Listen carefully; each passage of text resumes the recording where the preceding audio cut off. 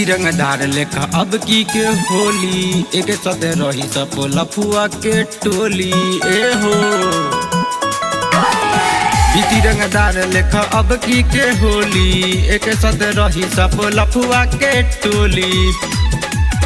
अब की सरवा कवनो कुत्ता देखी के हमको भूकेगा नहीं। अब की सरवा कवनो कुत्ता देखी के हमको भूकेगा नहीं। खुल जाए पैंट चाहे फट जाए जामा होली में साला झुकेगा नहीं। आज गोलिया अगर आज के बोला तो आज मार हो जाई होली में झुके के नहीं थे।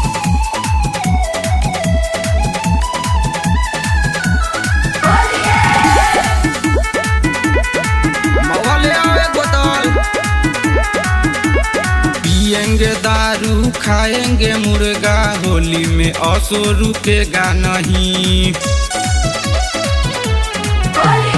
पिएंगे दारू खाएंगे मुर्गा होली में असो रुकेगा नहीं। पिएंगे दारू खाएंगे मुर्गा होली में असो रुकेगा नहीं। रुकेगा नहीं। अरे खुल जाए पैंट चाहे फट जाए जामा होली में साला झुकेगा नहीं। खुल जाए पैंट चाहे फट जाए जामा होली में साला झुकेगा नहीं।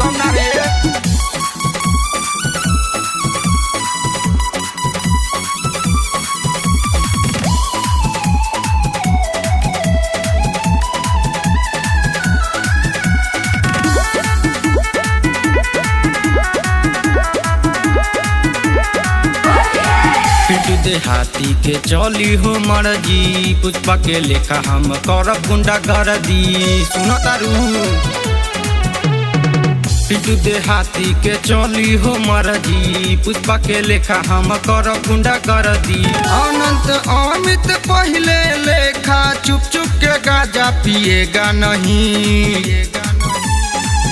अरे खुल जाए पैंट चाहे फट जाए जामा होली में साला झुकेगा नहीं।